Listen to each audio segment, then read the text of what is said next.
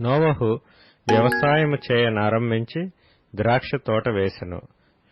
పిమ్మట ద్రాక్షారసము త్రాగి మత్తుడై తన గుడారములో వస్త్రహీనుడుగా నుండెను.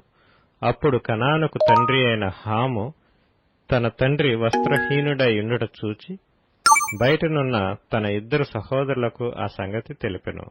అప్పుడు షేమును యాపెతును వస్త్రమొకటి తీసుకొని తమ ఇద్దరి భుజముల మీద వేసుకొని వెనుకకు నడిచి వెళ్లి తమ తండ్రి దిశములను కప్పిరి.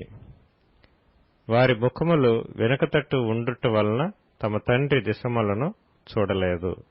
అప్పుడు నోవహు మత్తు నుండి మేలుకొని తన చిన్న కుమారుడు చేసిన దాన్ని తెలుసుకొని కనాను శపింపబడినవాడై తన సహోదరులకు దాసానుదాసుడగును అనెను.